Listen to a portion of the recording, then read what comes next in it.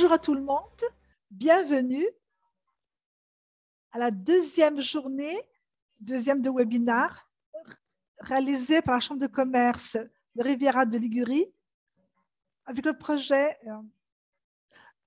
Alors, la parole sera aujourd'hui à M. Umberto Curti, docteur Umberto Curti, qui nous parlera de agroproduction. Alors, cette nouvelle façon de faire le tourisme, disons, c'est une façon dominante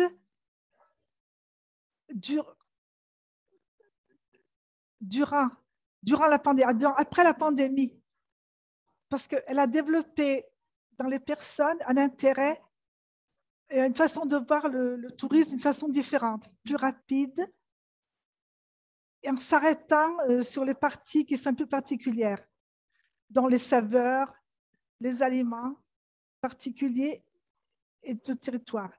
Aujourd'hui, donc, sera centré sur ça. Ça suivra avec un cycle consistant. Quelqu'un aura des thématiques à demander. Nous avons fait un parking coopérative. Il y aura au contraire une rencontre qui suivra dans la Chambre de commerce de Corse sur la production et la sûreté des aliments. Je passe immédiatement la parole à M. Umberto Curti. Docteur, bonjour à tout le monde. C'est mal.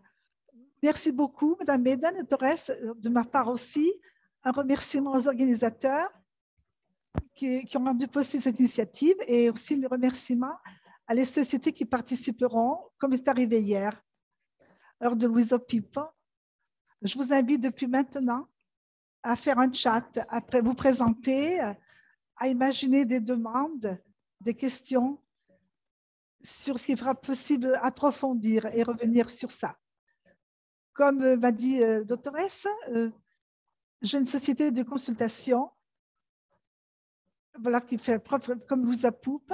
Alors, j'essaie de maintenir un rythme pour chercher de faciliter la traductrice qui est en train de me traduire en simultané, qui n'est pas trop simple. Alors, je vous disais donc, depuis 25-30 ans, je travaille dans le marketing avec une particulière référence au tourisme. Vous me trouvez en ligne, je suis actif. Mon portail s'appelle Ligucivario, www.ligucivario.com. Et ça vous fait déjà comprendre la grande partie de mon travail que j'effectue. Et les plus curieux, vous le trouverez dans les librairies aussi. J'ai publié une quinzaine de travaux dans thématiques sur ce que, en partie, j'irai partager avec vous. Alors, je marie, disons, avec plaisir l'instrument Brivimart parce que c'est une façon active de recommencer à rester ensemble. Et je dois dire que toutefois, à 1h30, 2 heures, avec le webinar, c'est celui de fournir des essais, voilà, et de favoriser aussi tout ce qui sont les approfondissements autonomes. Et on pourra goûter, entre parenthèses, à ce que sont les consortiums et ce qui sont appelés quotidiennement à nous mettre sur le domaine, sur le camp. Donc, j'ai préparé, et je ne voudrais pas excéder sur une dizaine de slides, que j'en ai réalisé quelques-uns en plus, une quinzaine à peu près, 18 à peu près. Et peu à peu, vous verrez, on lira ensemble. Ce sont des textes assez simples, intuitifs, qui nous serviront vraiment pour développer une série de passages que vous aurez déjà remarqués depuis le début. Alors, spécifiquement, je m'intéresse au tourisme expérientiel et aussi dans le thème de la durabilité. Voilà, parce que, comme vous voulez rendre compte, le tourisme expérientiel est un tourisme sensoriel. Donc, c'est-à-dire, nous sommes appelés à garantir les contextes des environnements, des situations, le plus possible qu'on le donne à l'autre, mais surtout Alors, ce sont ces valeurs de ce qui est propre, de clair, du soft. Regardez combien d'adjectifs on peut donner sur ce thème. Alors, j'ai vu qu'il y a des slides qui sont déjà qui sont en ondes. Donc, la première, c'est la couverture, disons. Alors, la régie va le présenter. Alors, en bilingue, alors, les agroproductions et food tourisme. Opportunité pour un tourisme expérientiel et durable. C'est une opportunité dans le sens que pour beaucoup de sociétés qui produisent des agroalimentaires, des sociétés de huile, comment dire, c'est une occasion de business, de connaissances.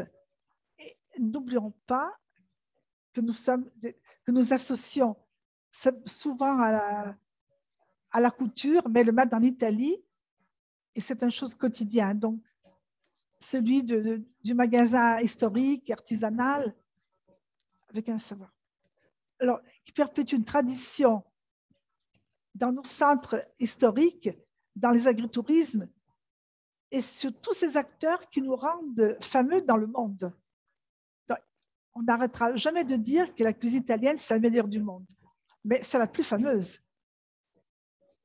Alors, je me pousserais même à dire que la cuisine italienne, ce sont une des grandes cuisines régionales. Donc, chaque région a sa propre recette, hein, son village aussi. Alors, un plat particulier. Nous sommes orgueilleux, donc, comment dire, on a focalisé aussi les grandes denrées culinaires, c'est le français, l'italien. Ce sont.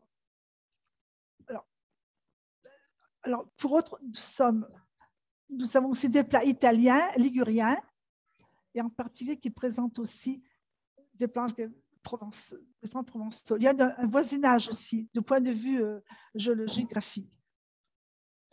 Alors, on va regarder le premier slide.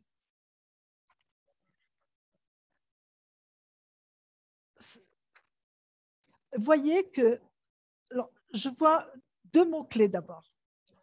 Alors, on va continuer notre voyage sur ces deux rails. Donc, alors, cette sortie, alors nous voyons que de l'émergence du Covid, on a intitulé du où au comment et des rites au réseau. Alors, commençons par le où et comment.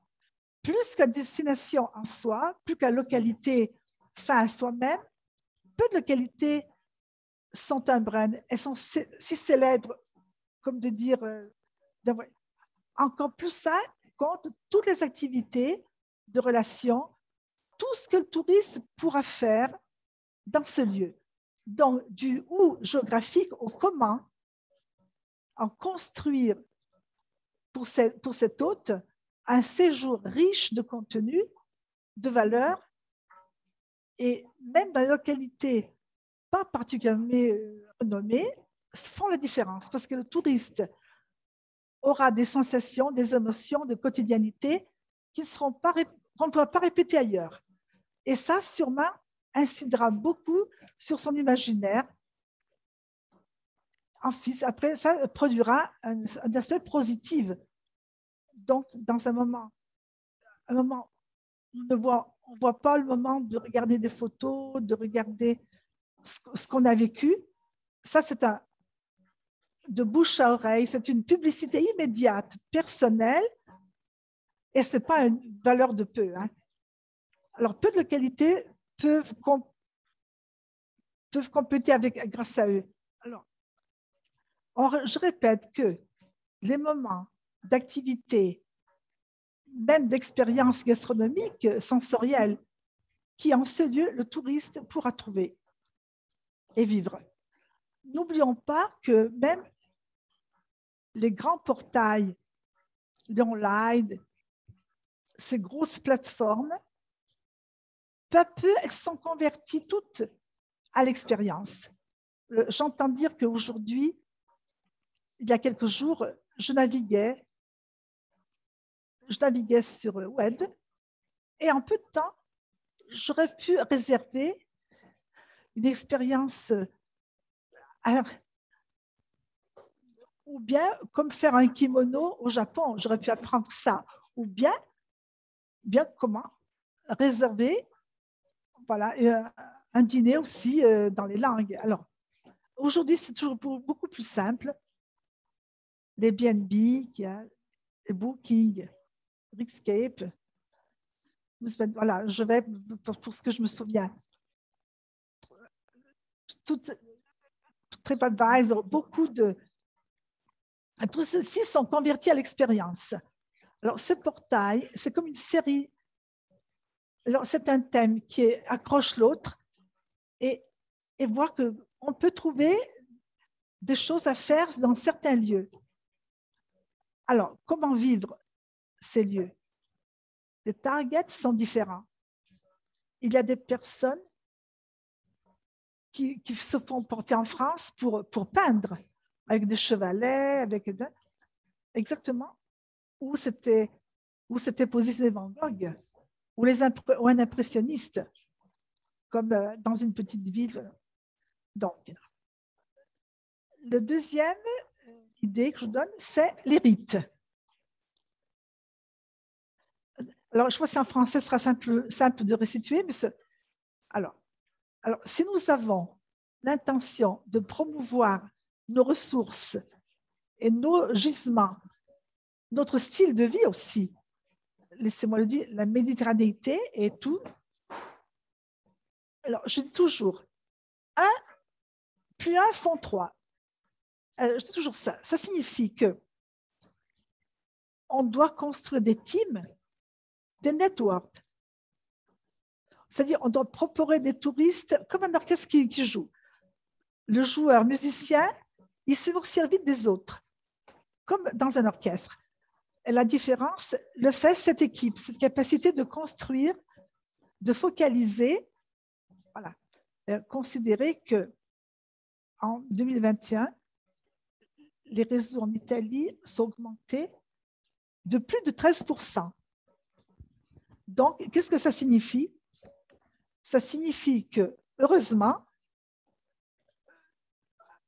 elle a une sensibilité qui s'affirme, hein, même si clairement l'entreprise est par nature individualiste, je me rends compte moi-même, dans ma petite société que j'ai, j'entends dire aussi que se mettre en jeu avec d'autres sociétés, ne pas se diviser et ne pas se partager les rôles, nous permet de rester sur le marché avec plus de force. Alors, je remercie la régie, je vous invite à projeter la deuxième slide. Alors, traiter ce thème qui était d'introduction, je m'arrête souvent sur ce que sont les mots-clés sur le tourisme. Vous voyez que j'ai mis encore ce beau titre. Voilà. Alors, hors de la foule. Alors, un tourisme plus low, plus raisonné, voilà, plus conscient. Le tourisme qui comprend le contact.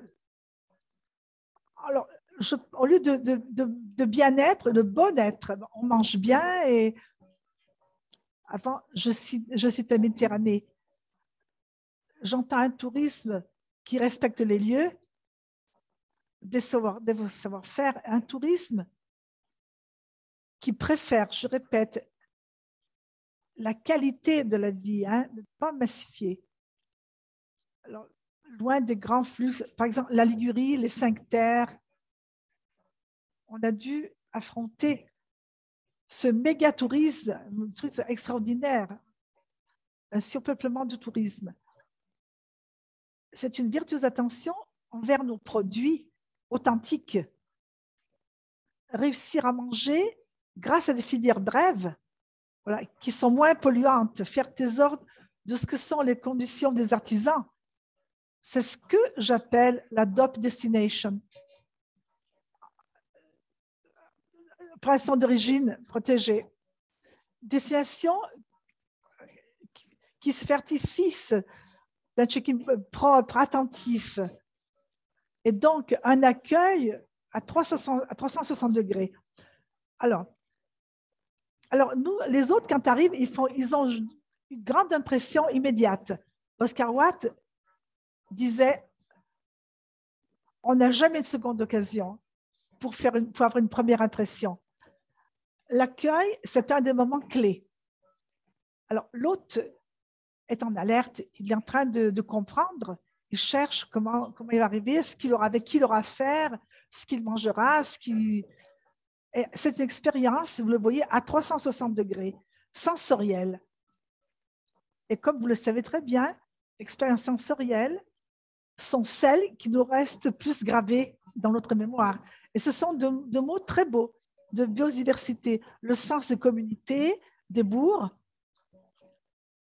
Récemment, si on a le bourg des bourgs qui a été envoyé dans le Véronèse.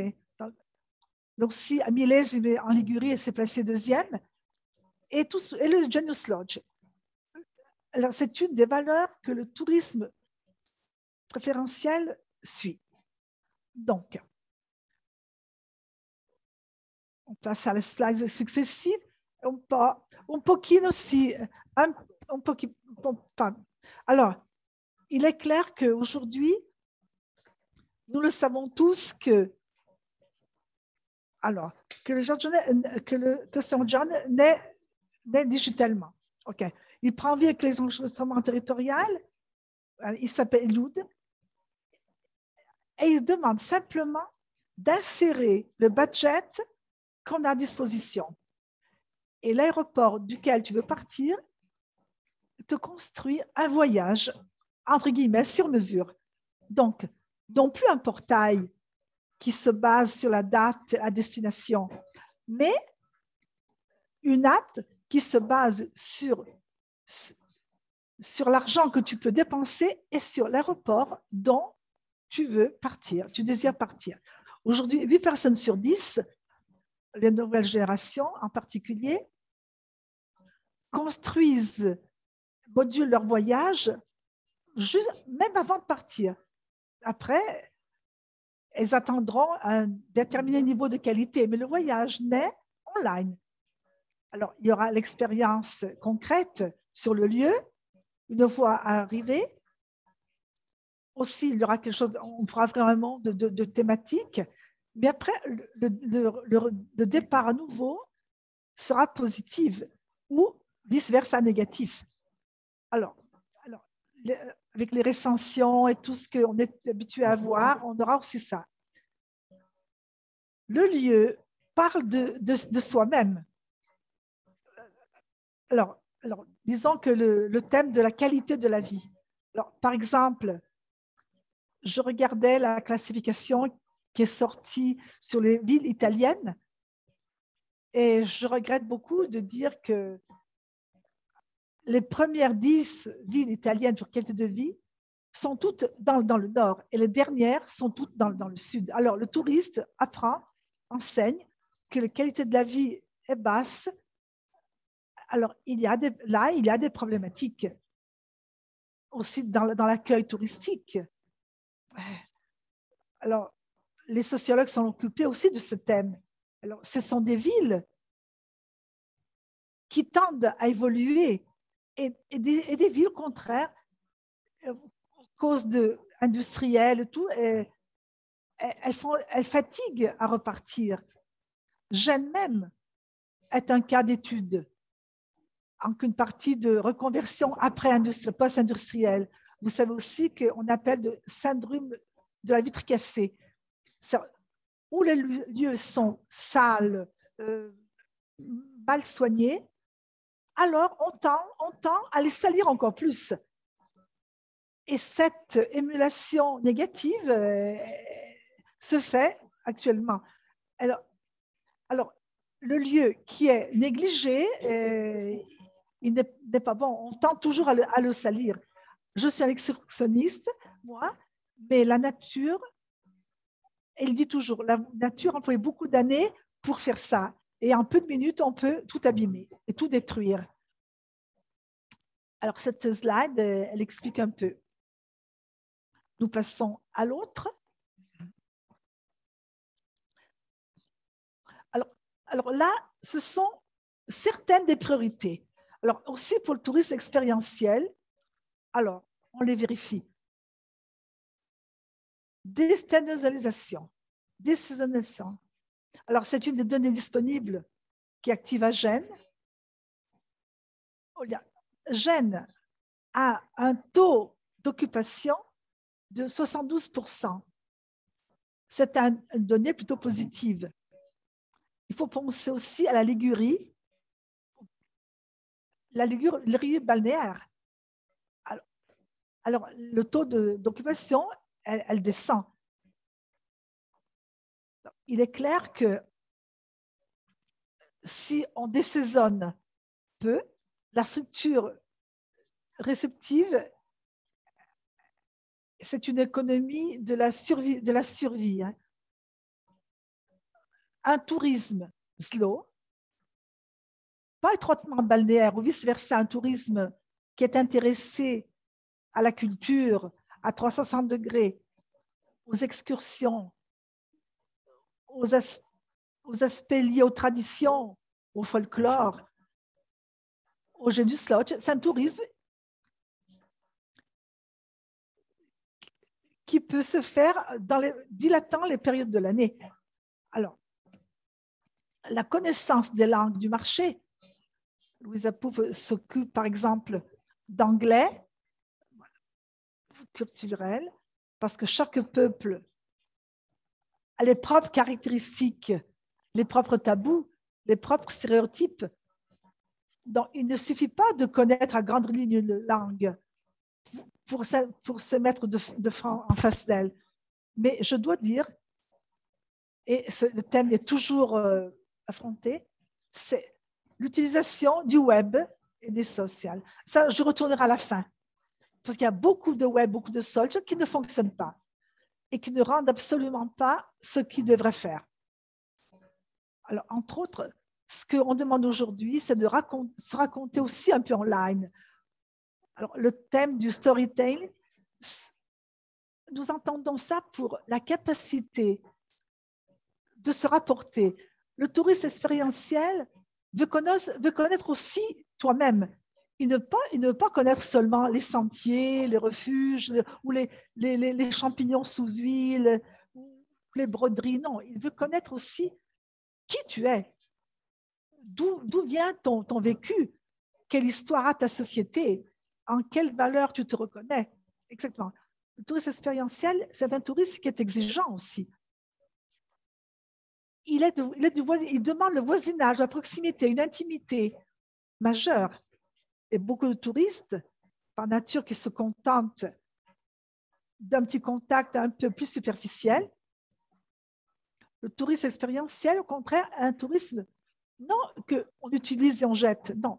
C'est un tourisme, j'entends dire que même si on s'arrête seulement un jour ou deux, c'est un tourisme qui approfondit, qui nous demande d'être nous-mêmes et de bien raconter ce que nous sommes. Exactement, ce que nous sommes. Ce sont des thèmes qui se mettent bien, qui se rapprochent bien avec ce qu'on dit sur le web. On le connaîtra mieux ça plus avant.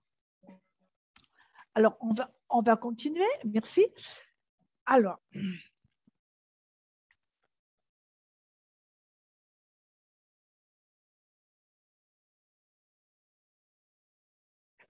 voilà.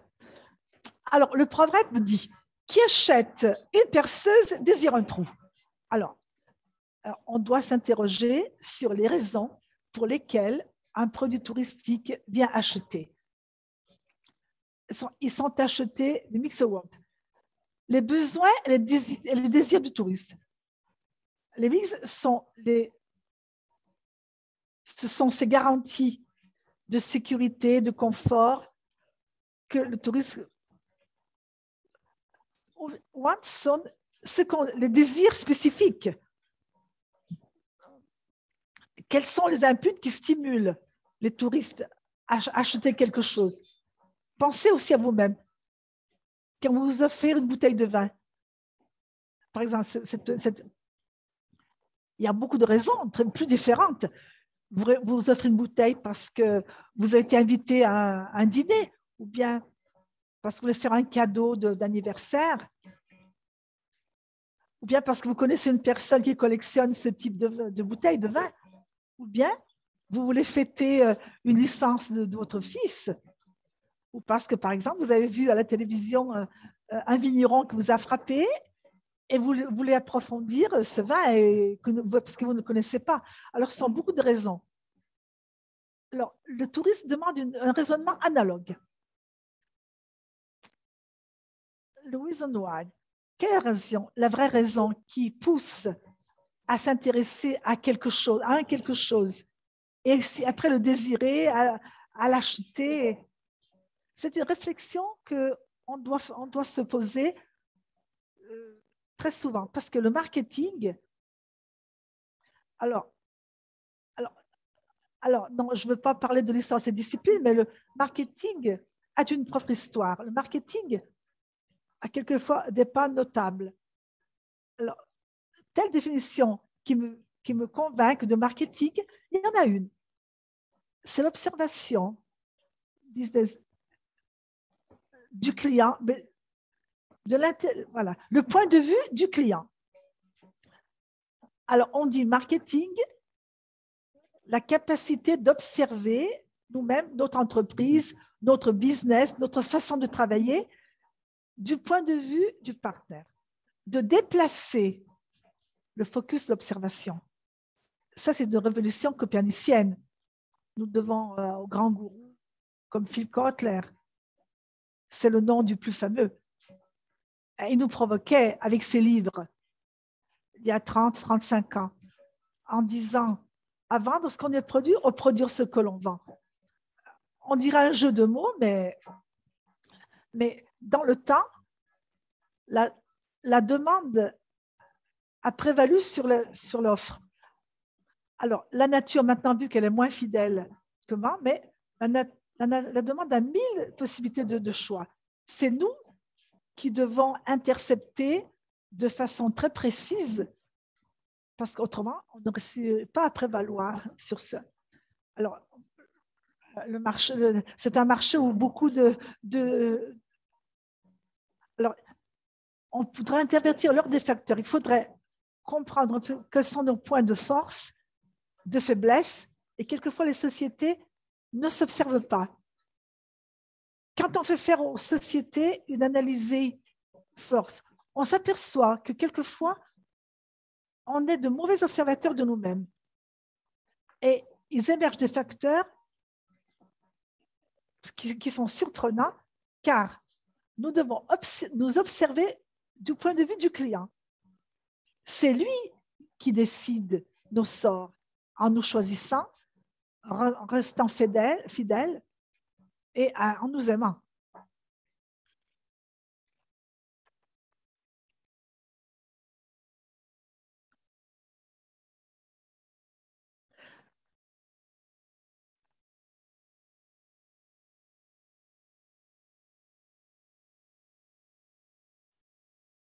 Alors, le prochain slide.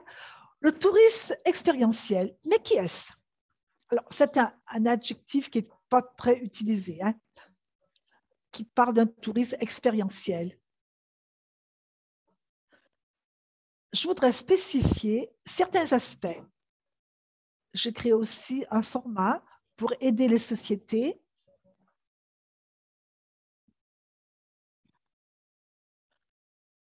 j'ai créé un format avec, je conduis par main les sociétés à construire des produits touristiques différenciés, expériencés vraiment, mais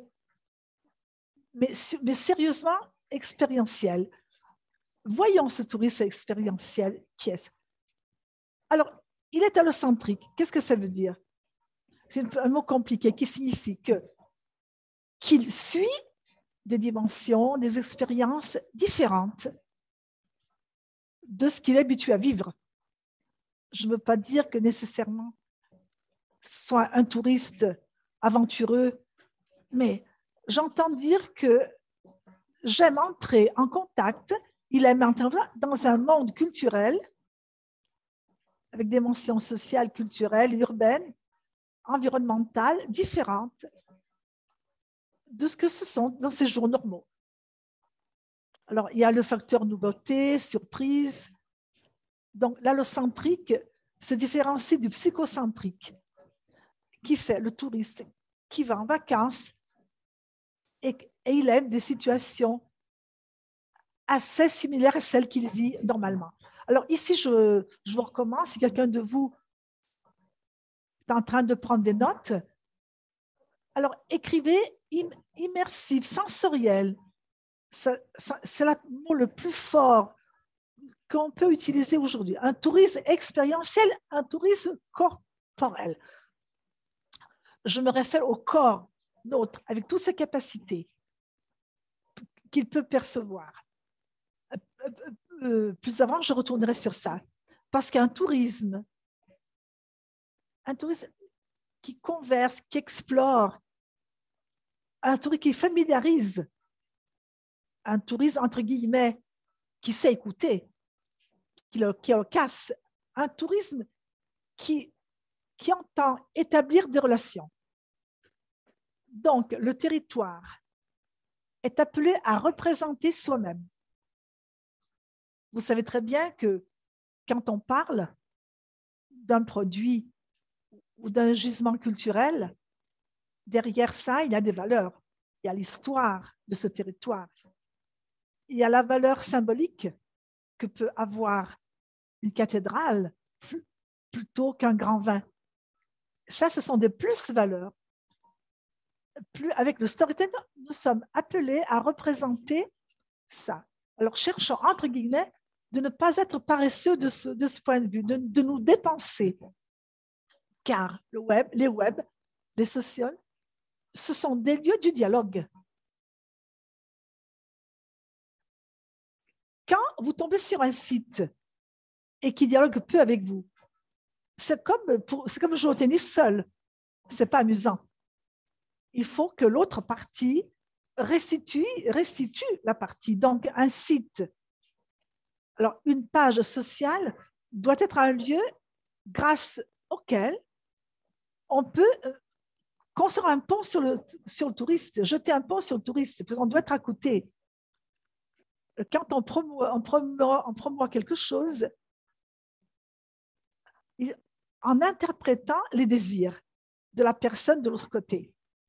Donc, un site doit être un moyen de dialogue, quelque chose pour lequel, voilà, alors que la balle voyage d'un point à l'autre du filet. Alors, c'est pour ça. Ce que avant, la chose aurait été impensable. Aujourd'hui, je crois qu'on abuse du social. On en fait un mauvais usage, mais online veut dire être en ligne avec quelqu'un, comme quand on téléphone.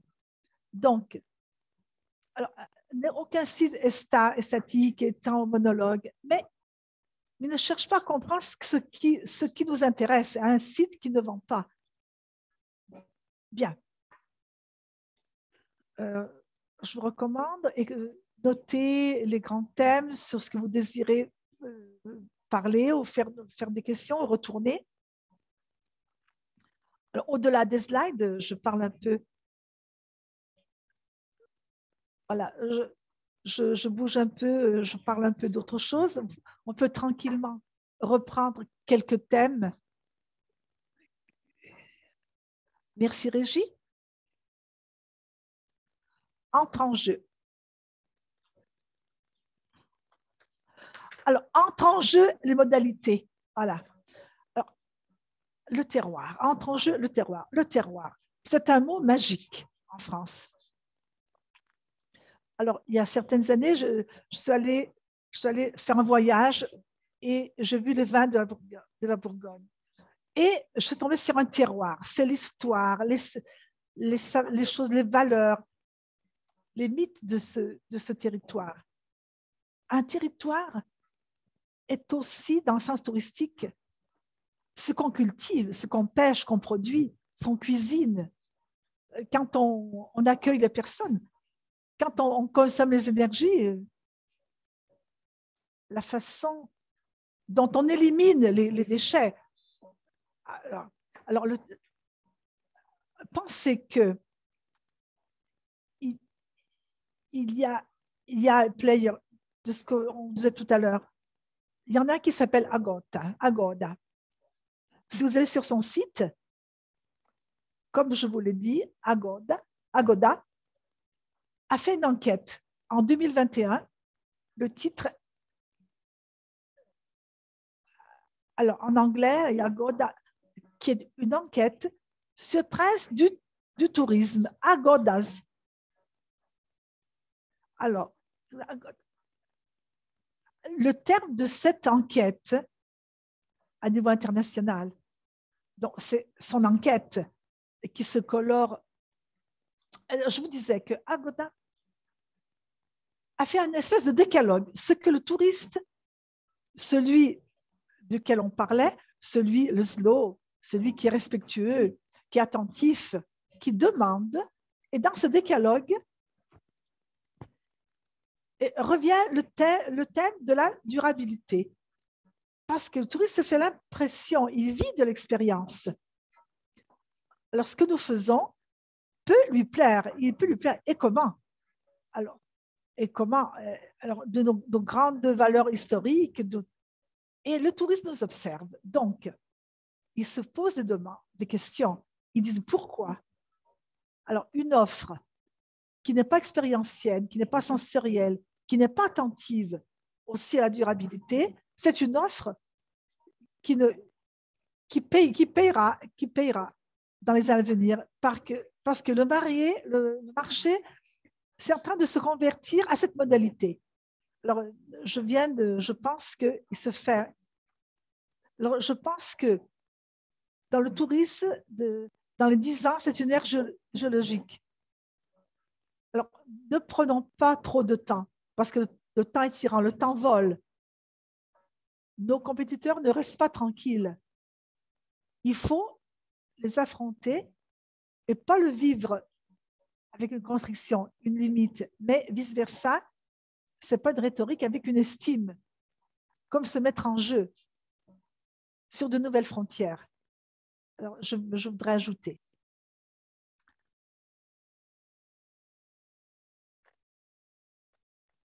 Alors, jusqu'à 3 heures, on continue après. Avec les organisateurs, on pourra un break pour prendre un peu de respiration. Hein. Je demande à la régie voilà, la successive. Vallée d'Aoste. Alors, la slide successive, indirectement, je vous fais ce link qui a réalisé la région Val d'Aoste 2015. C'est une boîte d'instruments que le Val d'Aoste mettait. C'était un dossier que vous trouvez intégralement online, un dossier avec lequel la région Val d'Aoste dialoguait parce que vous voyez en rouge, un prix touristique est celui que tu achètes. L'expérience touristique est celle que tu te souviens.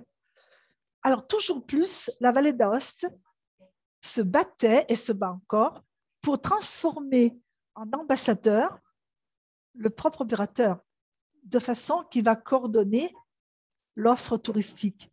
Alors, voilà l'accueil à 360 degrés. Vous savez que la vallée d'Aoste se positionne comme sur les grandes ressources environnementales, donc excursionnistes d'été, sport d'hiver en hiver, naturellement, avec ce que sont ces valeurs historiques, architecture, le folklore, la gastronomie. Alors, je vais rapidement, je prends 1 minute pour vous dire que j'ai ici le dossier pour vous dire, ça aurait été excessif écrire dans une slide. Je fais un petit résumé et très rapidement, je vais vous dire quels étaient les points culminants de cette. Alors, je m'interrogeais pour sensibiliser Et je demandais, qu'est-ce qui rend notre communauté spéciale? Qu'est-ce que c'est qui nous rend spéciaux? Quel patrimoine authentique nous pouvons proposer aux touristes? Ça, c'est vraiment ce que le marketing en pole position, ce qui nous distingue des offres concurrentes. Et encore, quelle sensation on veut donner et laisser? Quelle impression de la Vallée d'Aoste on veut marquer dans le tourisme? À quel point nous sommes? Qu'est-ce qui préexiste dans la Vallée d'Aoste qui nous aide à devenir spéciaux? Parce que, alors, la Vallée d'Aoste est déjà un fort touristique. Mais qu'est-ce qui préexiste dans la Vallée d'Aoste sur laquelle on peut s'appuyer comme base? Et encore, comment personnaliser l'expérience du touriste one-to-one? Travailler à personne. Pas une Vallée d'Aoste. Une Vallée d'Aoste qui va être faite à chacun des autres. Le thème du réseau, comment on parle avec qui avons-nous déjà familiarisé? Est-ce qu'il existe déjà des associations, des consortiums? Il existe des entreprises, opérateurs qui permettent de nous agréger. Alors, on est en train de bien se conduire avec l'environnement et la culture qui nous circonde. La Vallée d'Aoste demande, est-ce que nous sommes durables? C'est une demande strépiteuse, ça. Parce que je répète, ce que la nature a fait en milliers d'années, on peut le compromettre dans un moment. Donc, la Vallée d'Aoste s'interroge sur ça. N'oublions pas que les Américains disent « wildlife stays ». Alors, les Américains disent cette phrase. Alors, si la nature dure, qui paye? Elle devient une valeur économique. Ce n'est pas seulement protéger, mais ça devient aussi une ressource qu'on peut dépenser, touristique, de consensus, et ainsi de suite. Alors, la tutelle de l'environnement est une condition à laquelle on ne peut pas renoncer. Alors, c'est une base qu'on ne peut pas négliger. Demandez à l'opérateur, quelles sont les principales criticités que vous trouvez? Sur quoi il est prioritaire d'intervenir? Je pense que je viens de dire quels sont les points de faiblesse aussi de la Val d'Aoste. Les criticités peuvent être pensées en Ligurie, le problème de transport. On a des infrastructures qui ont été négligées et aujourd'hui, elles nous demandent le compte. Alors, on a les criticités du changement climatique, l'offre qui n'est pas soutenable, la saisonnalité qui est réduite, les opérateurs qui sont peu formés. Il y a beaucoup mille criticités. La Vallée d'Aoste disait aussi que voulait faire des tests de prévention sur les projets que nous voulons mettre. La Vallée d'Aoste nous dit qu'il vaut mieux vérifier en amont si la route qu'on a entreprise est celle juste. Et le tourisme révérentiel se construit comme ça. Je ne sais pas si au temps du master, Simon Arouille aurait fait cette partie. Mais aujourd'hui, on le voit encore. J'entends dire que si l'expérience et la corporité, nous cherchons de prévenir et, au lieu de soigner. Il faut organiser au mieux l'environnement, les situations que le touriste aura, avec lesquelles le touriste aura à quoi faire.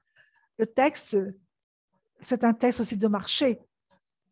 Il nous révèle des indices très, très bons. Alors, on va continuer avec nos slides. On a l'Émilie-Romagne. Voilà. Un webinaire sur l'Émilie-Romagne. Alors, l'Émilie-Romagne. petite parenthèse, avant de raconter, vous l'avez déjà écrit, cette merveille de Colorado. Alors, c'est un petit restaurant. Alors, l'Émilie-Romagne, comme vous savez, il y a 35 ans, elle a vu le drame de la mer qui vient envahie par ces algues, qui pourrissaient, et vous pouvez imaginer ce que ça a provoqué, ça a signifié. Mais l'Émilie-Romagne, je travaillais en Émilie, ce sont des maîtres dans la gestion des problèmes. Ils sont entrepreneurs. Ils ont toujours un marketing bon par rapport aux autres régions. Et je peux vous dire que parmi les autres choses qu'on a mis en acte, il y a eu l'invention de bons produits. C'est un territoire qui a beaucoup de ressources. Et dans les hôtels même, si on pouvait se regrouper et faire équipe, alors pour cette thématique, ils ont fait des clubs. Alors, les produits sont des offres qui convergent pour construire une offre qui est cohérente à ce qu'ils sont. Je me souviens qu'il y en a 4 qui sont nés dans une bourse à Milan. Sont nés 4 clubs des produits de l'Émilie.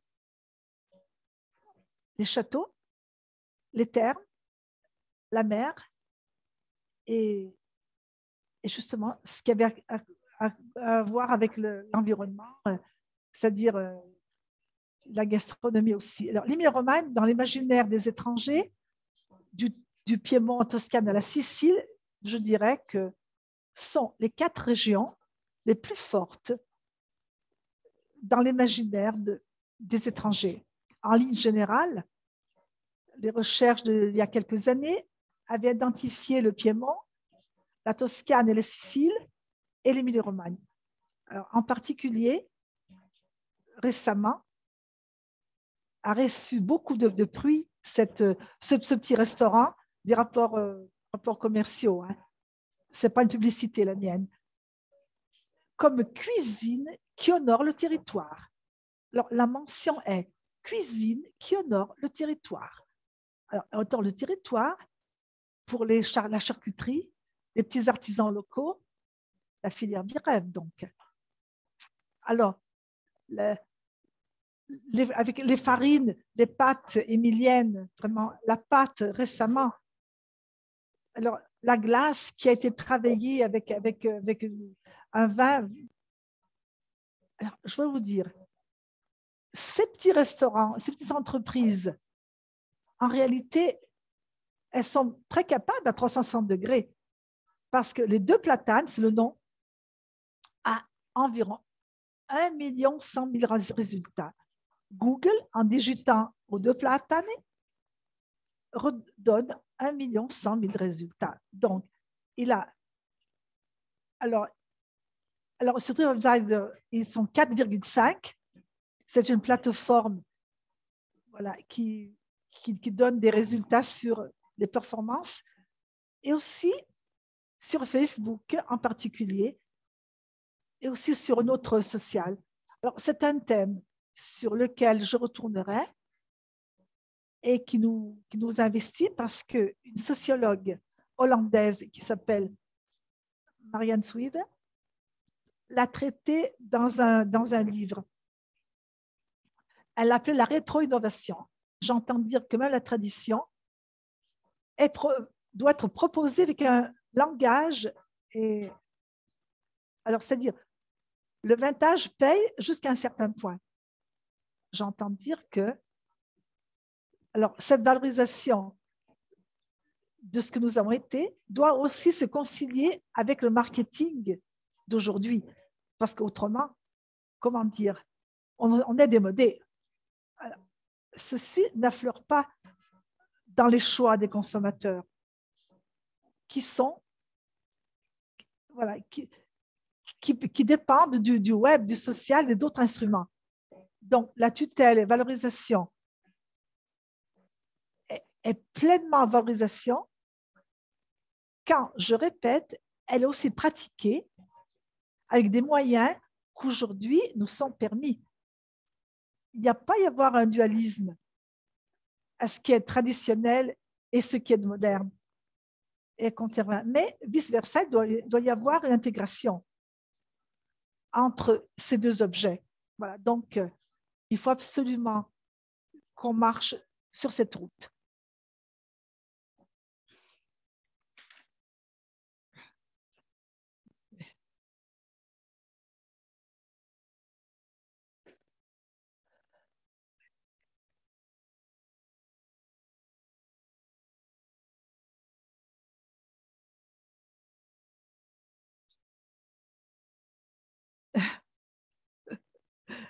Mi sente? Sì.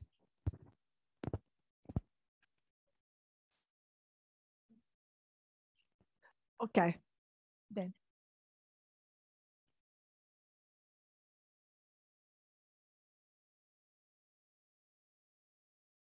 Mamma mia.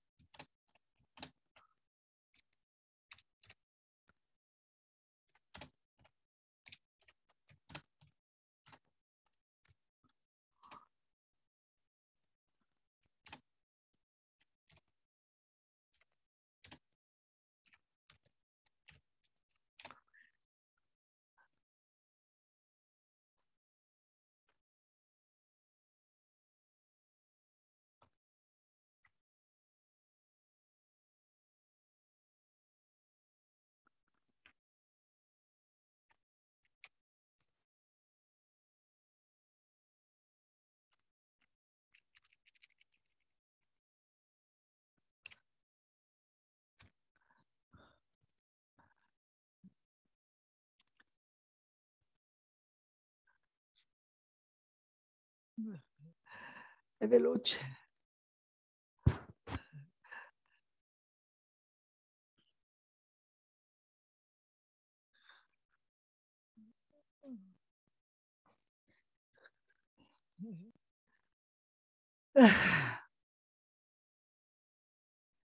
È veloce.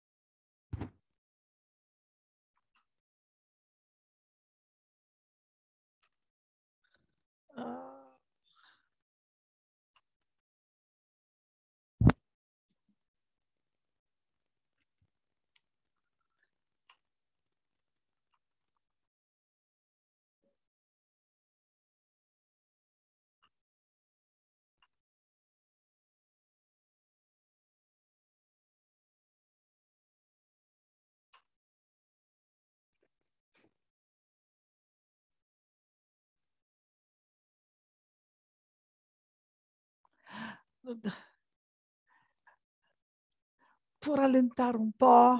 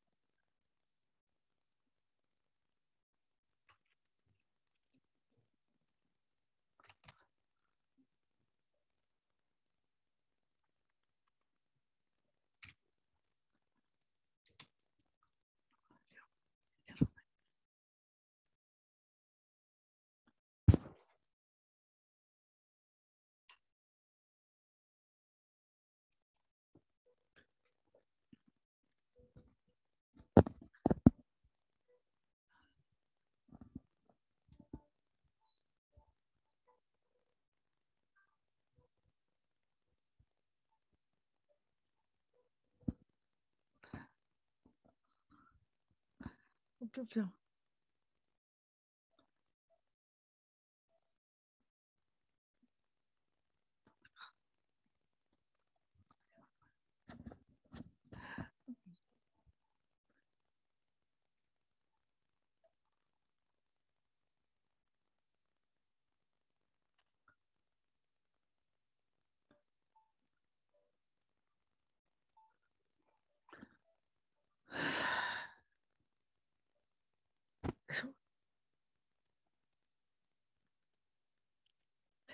Voilà.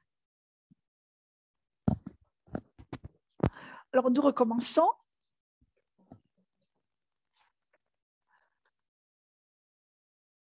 D'où on s'était arrêté.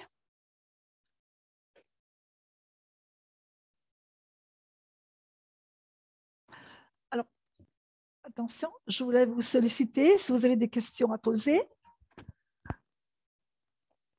Me raconter à quelle société vous voulez vous référer, parce que nous sommes ici pour cela aussi. Hein. Je demande à la traductrice. Un po' veloce adesso, correva un po' ultimamente. Sì, un po' veloce, grazie. Grazie mille. Grazie mille. Alors, je demande à la régie de projeter la slide successive, la 12e. Voilà, merci.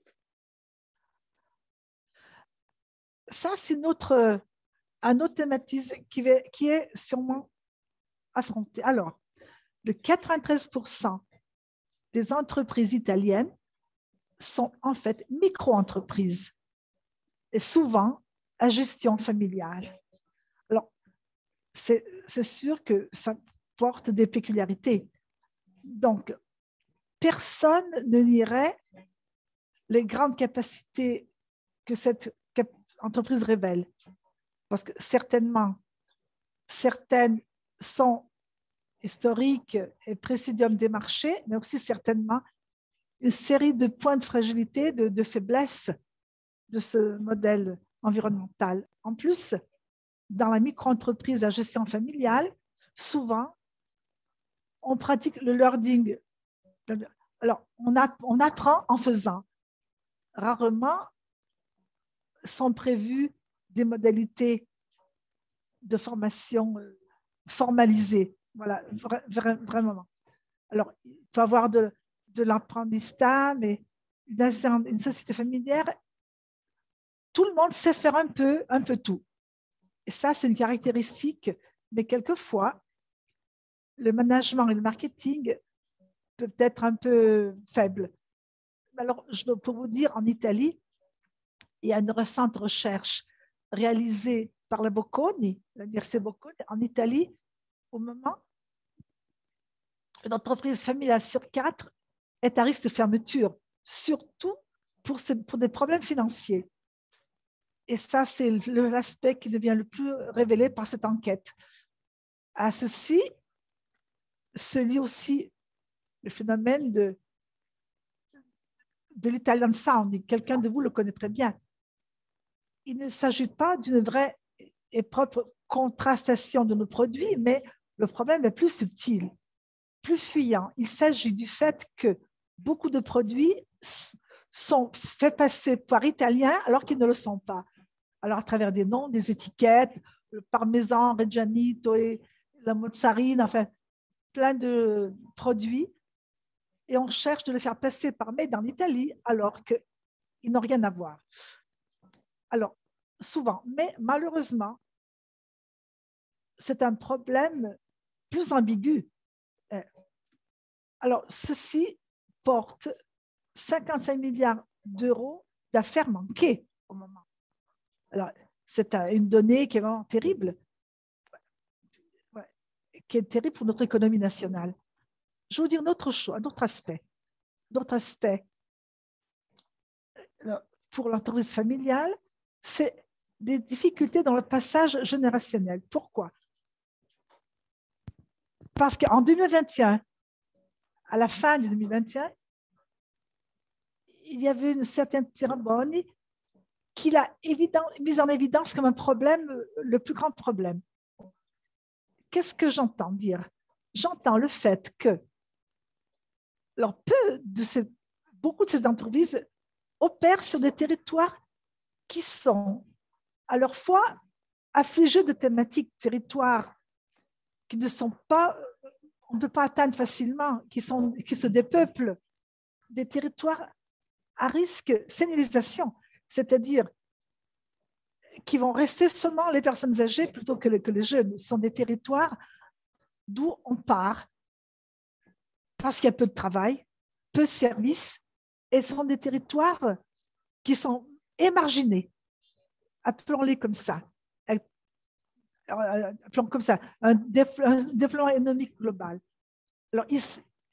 Alors, quelquefois, il s'agit que l'héritier n'a pas l'intention de continuer l'entreprise familiale parce que l'arrière-grand-père, le grand-père, je le vois exactement dans certaines localités de la Ligurie, dans le domaine hôtelier.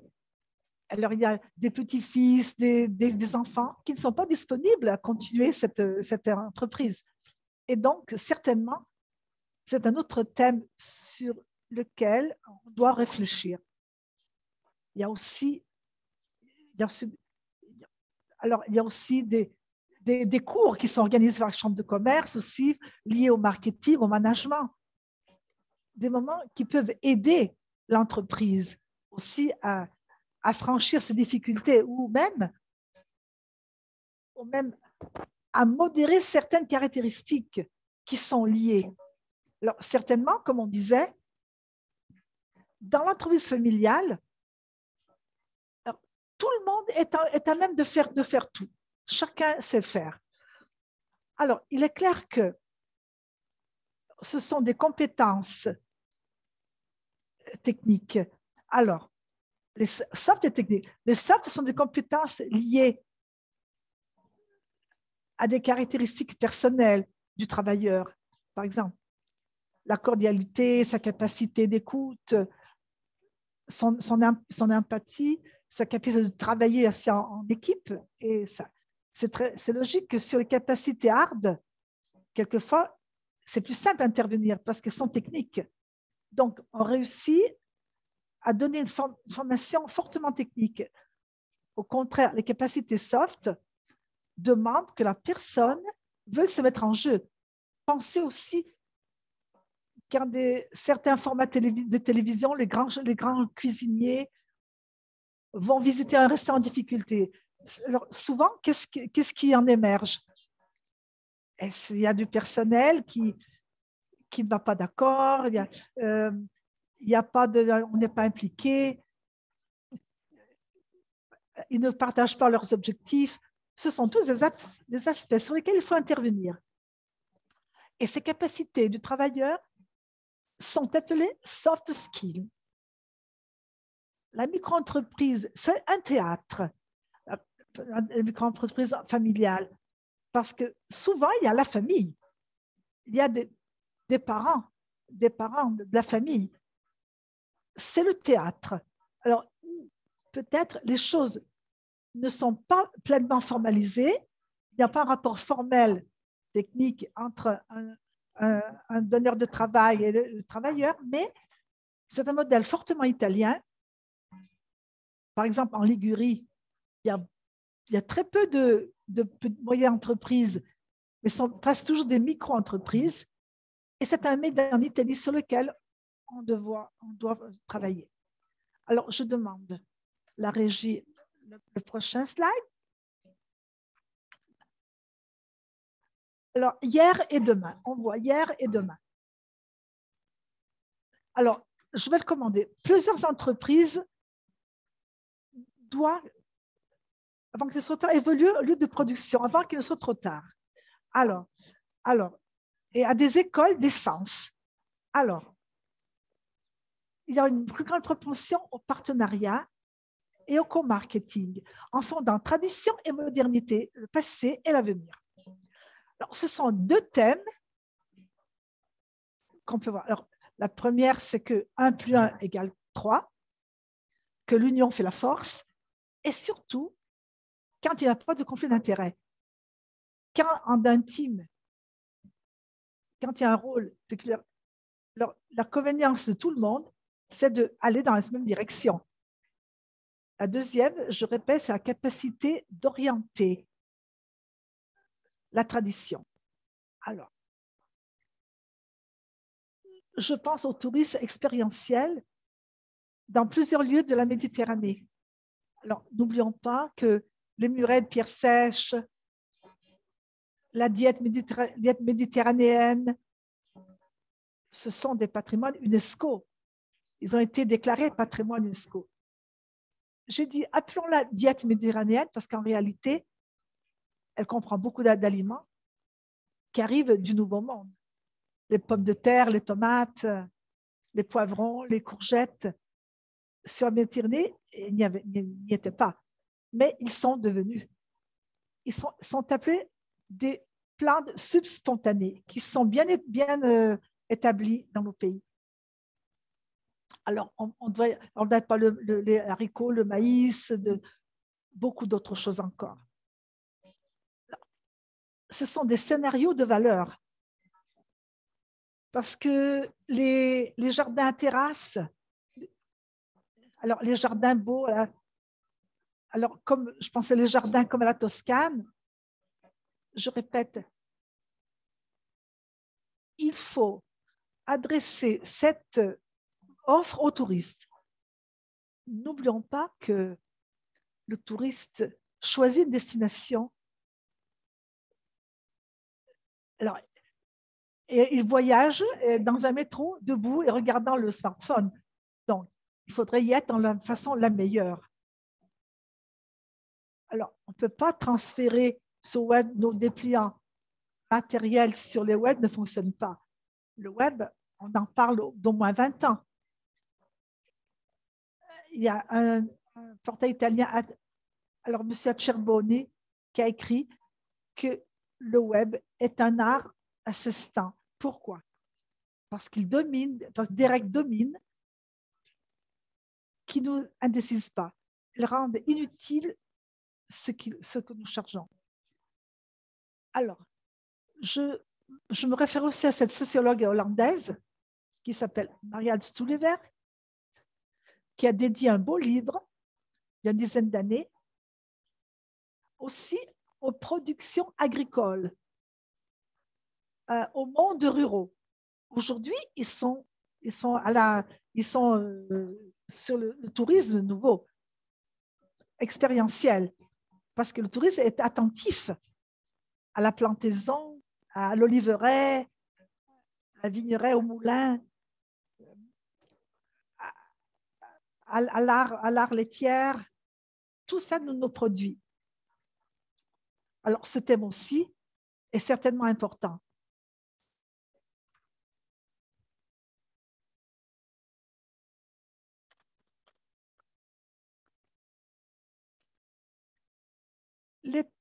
Alors, je veux dire que, encore une fois, le digital avance de façon, incroyable. Alors, Dans le complexe, le tourisme est un peu attardé parce que, je répète, on utilise le web comme on a utilisé les guides en papier, les instruments de la promotion. Aujourd'hui, cette entrée des social media alors, a tout modifié les cartes. Alors, il ne faudrait pas faire une utilisation trop exagérée de social. Il faut bouger à l'intérieur d'une stratégie. Dans vous-même, il y aura des personnes en ligne qui préfèrent Instagram, d'autres travaillent sur Facebook, deux autres sur Twitter, des autres chargent des vidéos sur YouTube, d'autres ils font Telegram et ainsi de suite. Alors, au-delà de ce que sont nos préférences, je répète, il ne faut pas faire une utilisation improvisée, mais il faut faire une optique intégrée. Je vois aussi beaucoup d'opérateurs qui tendent un peu à mélanger les cartes, c'est-à-dire ils vont poster des contenus très personnels, le vidéo, ce qui a gagné le festival de San-Remo, par exemple, ou bien les photos de le sauvetage d'un petit chien, ou bien... et après un contenu de société réellement professionnel. Alors ça aussi crée une très grande confusion. J'entends dire que si vous êtes sur ce social pour travailler, travaillez-y et stop. Prédisposez ailleurs vos espaces pour partager des hobbies, des nouvelles, lorsque nous faisons un peu tous, votre équipe du cœur ou une chanson qui vous plaît, et ainsi de suite. Le social qui est utilisé pour travail doit regarder concerner seulement le travail. Voilà. Vous restez sur le travail avec un social qui est dédié au travail. Alors, un paquet touristique, alors un dîner que vous avez participé, un mariage, un article que vous avez utilisé, une recette que vous avez trouvée, voilà. Ça, vous pouvez le faire sur votre personnel, mais pas sur... Alors, si vous cherchez sur Facebook, si vous cherchez Umberto Couto, vous trouvez uniquement sur des contenus qui ont à faire avec mon travail. Et ceci, entre autres, comment je peux vous dire, on va continuer, la prochaine slide. Un autre phénomène qui est en train de se diffuser dernièrement, appelé societying. Societying, c'est l'ensemble des associations, des confréries, des gastronomiques, tout ce qui vont entrer dans des organisations.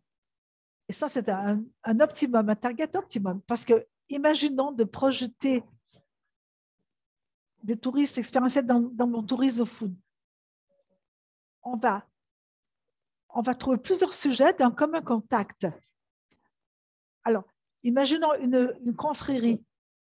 Avec le contact, avec son contact, on va travailler avec des dizaines de membres, d'associés. En effet, au club ceux qui possèdent des autos d'époque, le club des passionnés de beaucoup de choses. Alors, c'est un argument. Il y a des associations qui ont des blogs, qui ont des associations des food blogs qui s'occupent de nourriture. Alors, ils peuvent parler de produits, de territoires et ainsi de suite.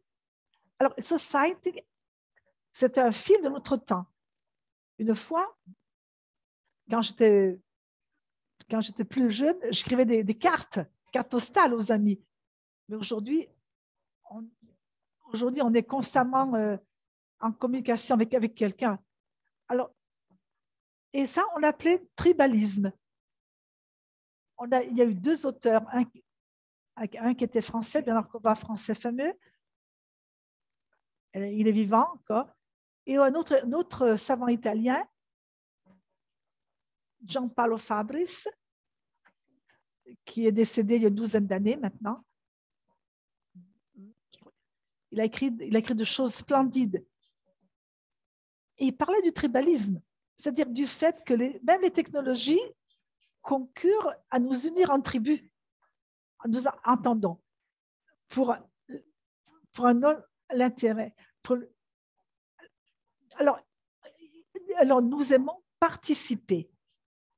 Alors, c'est un chanteur italien, il disait aussi, un chanteur italien, la liberté, c'est participation. Il disait ça, pouvoir participer.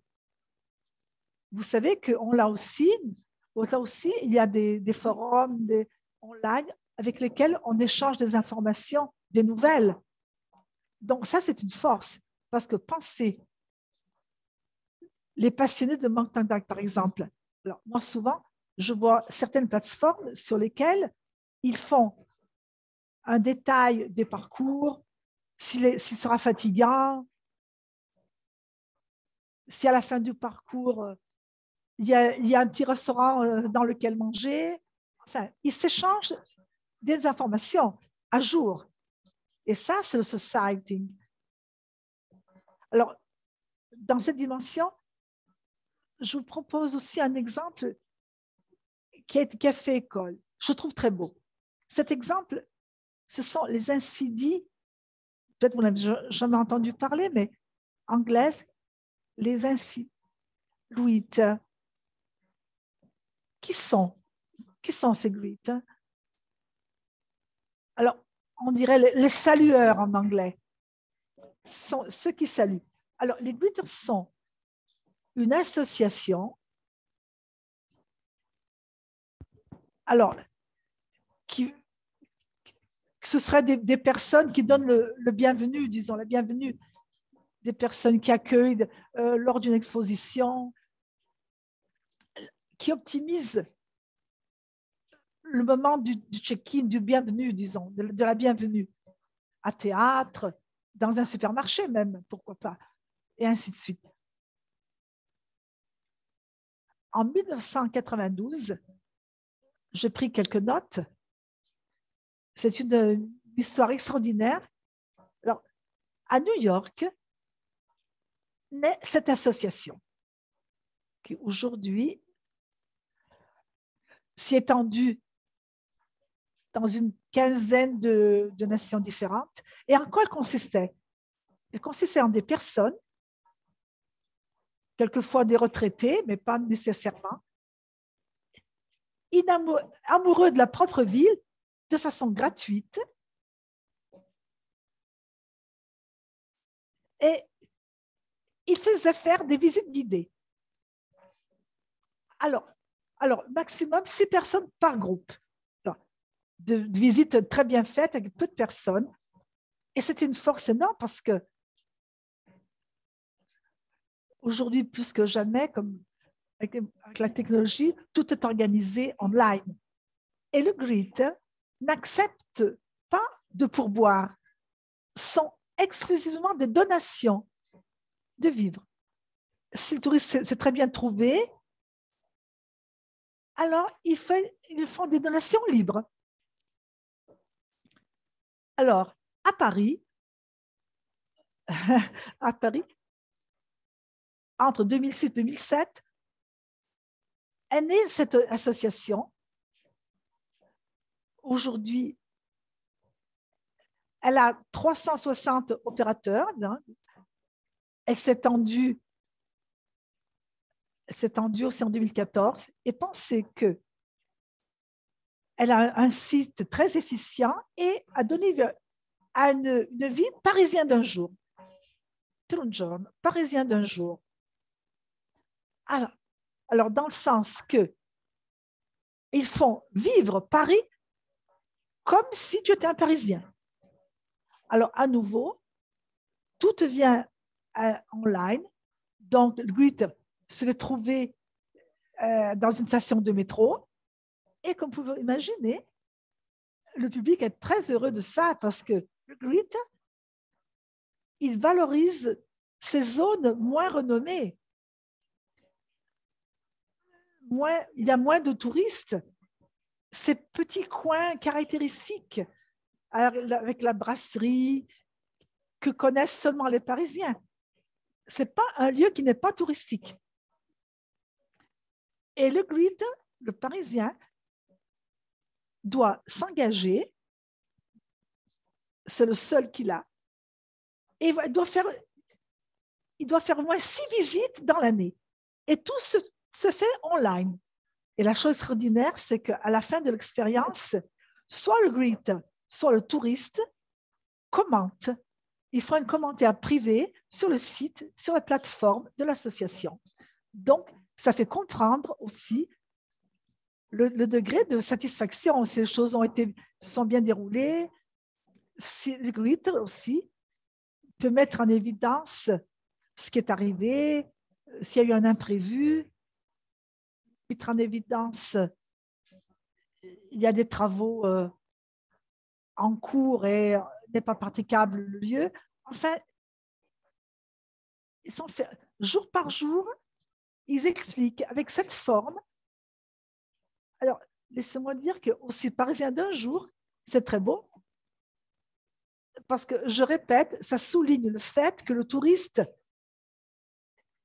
est embrassé par les Parisiens de la ville, les habitants des grandes villes, New York, Londres, Paris même, d'accord, en murmure, qui sont un peu rudes, ils font très vite. Au contraire, c'est pas vrai, parce que le Parisien qui met à disposition les coins caractéristiques de sa propre ville, à disposition d'un touriste curieux, qui ne veut pas l'expérience pour tous. Il ira aussi sur la Tour Eiffel et voir les choses touristiques, mais il veut voir le Paris caché, à mesure de Parisiens, ce que les Parisiens connaissent. Et ça, c'est une très belle initiative. Moi, j'aime beaucoup la France et j'aimais le nommer. Alors, nous passons encore à la prochaine slide.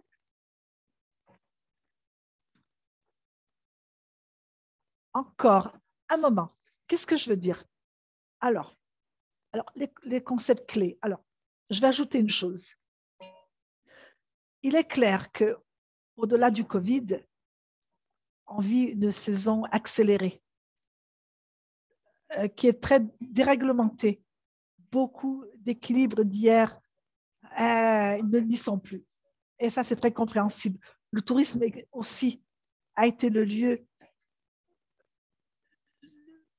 de grandes secousses jusqu'à il y a peu de temps. Incroyable. Pensez au-delà du web, pensez au voyage low cost, au vol, au last minute, dernière minute. Et puis les plateformes comme Booking, TripAdvisor et tout ça. Il faut dire aussi que ceci a tout. Alors, si jusqu'à hier, je consultais le dépliant, l'agence de voyage, c'était les prologues, ce qui expédiait aux intéressés possibles, les dépliants des auberges, des hôtels, des pensions. Alors, moi, j'ai 59 ans et quand j'étais petite, dans ma famille, on faisait comme ça. Alors, ce qui arrive aujourd'hui. Alors, aujourd'hui, est changé la façon d'investir les ressources. Alors hier, Thérèse a souligné qu'il y a de très bonnes opportunités favorables de participation à des foires, très favorables pour qui veut s'internationaliser. Mais je disais que dans certains cas, à part qu'il y a eu un excès de foires avant la pandémie, mais il y a aussi foire et foire. Il y a la foire de vitrine, disons comme ça, et la foire qui est un vrai workshop qui permet de faire business. Et je ne vous cache pas que, comme disait aussi Louisa Poupe, le coût d'un stand vient multiplier par 5 ou par 7 pour avoir une idée de combien coûtera participer à une foire. Alors, si la location d'un stand Et 1 000 euros, participer à la foire peut coûter aussi 5 000, 7 000 euros. Parce qu'il y a une série de dépenses, de frais en plus qu'il faut compter. Pensez au transport, l'assurance, l'interprétariat, toutes ces choses-là. Alors, vu que je suis consultant, souvent j'ai dit aux clients, raisonne bien avant de participer. Parce que beaucoup de fois, on reste déçu. Et quelquefois, on est déçu aussi parce que la chose a été mal organisée. Là aussi, c'est une question quelquefois de marketing, de management. J'entends dire que quelquefois, j'essaie d'être un peu plus détaillé, le moment avant la foire et le moment après foire peut être encore plus important que le pendant la foire. Alors, ce qu'il y a en amont et en aval peut être plus important de ce qui est la foire même. Ce qui est en amont, c'est les attentes. On fixe des rendez-vous, on fait savoir que nous serons dans cette foire. Et en aval, c'est qu'une foire n'est pas un recueil de cartes de visite. C'est combien t'a coûté le contact, le contrat, combien t'a coûté. On a monitoré aussi de façon implacable ces variantes économiques. Alors, je participe à des foires, beaucoup de fois, aussi comme société. J'ai acheté aussi les stands, très rarement, et je dois dire, et je me suis formé cette idée que la foire aussi va insérer dans une stratégie. Alors, on appelle ça le bill-on. Ce n'est pas un investissement publicitaire. Tu n'achètes pas un espace publicitaire. Aller à la foire, ça veut dire qu'on peut avoir divers objectifs pour aller à une foire. Peut-être que dans le futur, on pourra faire le web, ça aussi. Alors, ce que je vais vous dire, c'est pour conclure, on va conclure sur le thème sur les fromages, lié sur le thème des fromages, et je conclurai avec ça. Alors nous en parler de marketing. Jeffrey Lynn, c'est un grand analyste du web, un fameux consultant qui s'occupe de web. Il a, disons, idéalisé une théorie, alors, à laquelle je me réfère souvent. Alors, avant tout, partons d'un préposé. Alors, aussi, Louise Ayer a parlé. Nous ne pouvons plus nous adresser à un marché de masse, c'est illusoire. Nous pouvons nous adresser, à un certain sens, à une masse de micro-marchés. Dans la tentative d'individuer la portion de marché qui peut être la plus intéressée à nous. Alors, Jeffrey Lynn, pourquoi on parle des 3 panneaux de Jeffrey Lynn? Il t'invite. Alors, faites-le, attention, faites-le, dites-le, le font toutes les sociétés online. Faites-le. Jeffrey Lynn, il veut que vous fassiez un premier check-up. Il vous demande. Alors, il faut architecter. Alors, il ne faut pas que emmagasiner signifie être plus lu, non. Spécialement, ça va nuire. Il faut proposer les contenus justes au target juste. Jeffrey Lynn, avec ses panneaux, alors, il affronte ces layouts, c'est-à-dire la première architecture. Regardez, faites cet examen à votre site. Il faut que 3 facteurs émergent. Alors, il demande où je suis tombé. Alors, j'entends dire que l'usager, il a besoin de quelque chose quand on achète un journal. Ça s'appelle l'entête, le Corriere della Sera. Bon, nous, on regarde toujours en haut et à gauche parce qu'on est habitué à regarder la droite et la gauche. il faut que là, il y ait l'identification de qui nous sommes. Par exemple, agritourisme. Alors il faut que l'usager, il voit très clairement agritourisme, la bétule, alors inévitablement le mot agritourisme. Alors, mais si je reste, c'est-à-dire que si agritourisme, c'est quelque chose qui peut être intéressant pour moi. Le deuxième panneau, c'est ce lieu, ce site, ce lieu où je suis tombée contient quelque chose qui m'intéresse. Donc, si je suis en train de projeter un voyage, où est-ce que je suis en ce moment? Je peux trouver ce que je cherche.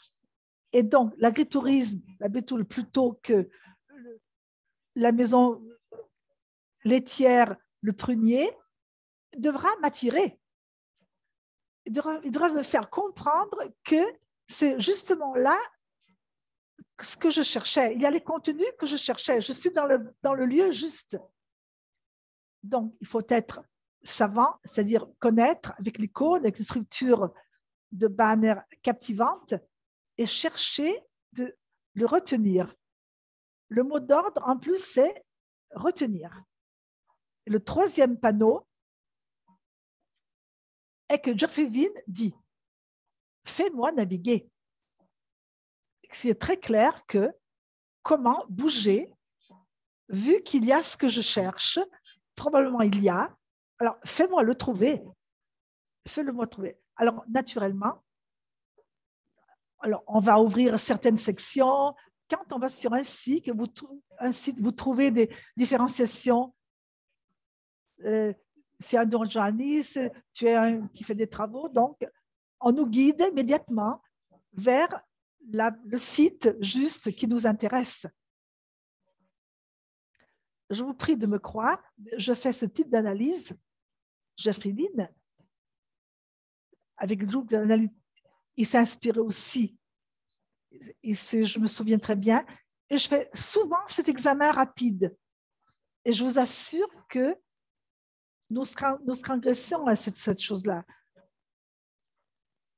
Alors, quelquefois, je tombe sur des sites un peu fantaisistes dans lesquels il n'est pas très facile de s'orienter. Par exemple, une analyse intéressante et bounce rate, qui quantifie combien d'usagers sont tombés sur ce site et pourquoi ils sont partis presque immédiatement. Alors, donc, il y a une partie d'usagers qui arrivent sur ton site, OK? Et à travers les données, on peut aussi comprendre comment on y arrive, mais pourquoi ils partent aussi sans interagir. Ce serait une occasion peut-être perdue aussi. Alors, je vais conclure en beauté. Alors, c'est la dernière slide, hein, avec un cas d'étude, Bregenz.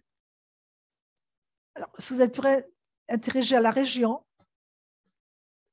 Bregenzerwald, c'est le nom de la région, Bregenzerwald. C'est un cas étude, ça, qui a été traité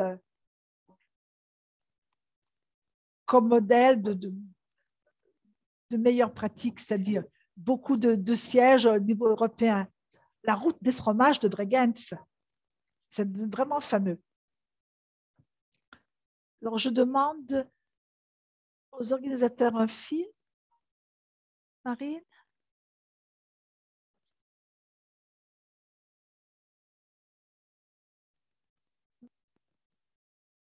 Il n'y a plus personne.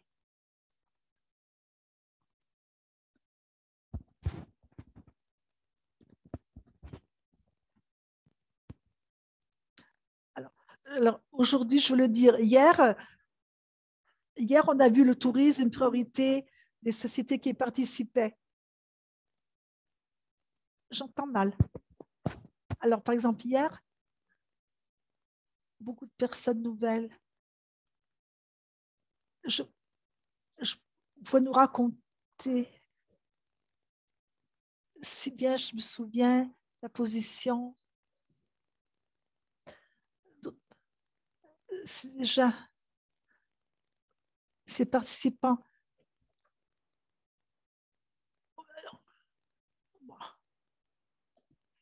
Alors, si quelqu'un a quelque chose à demander, j'entends mal.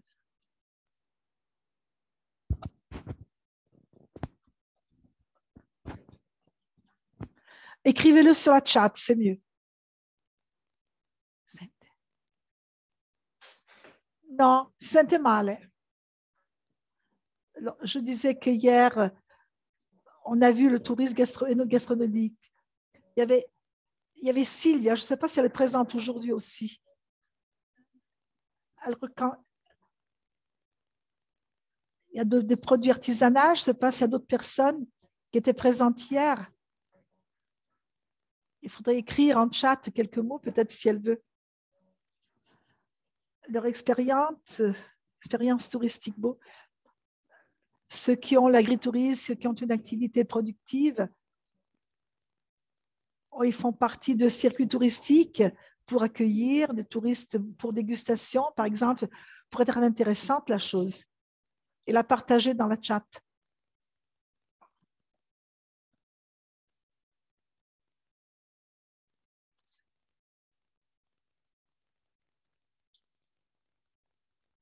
Ou bien en levant la main directement.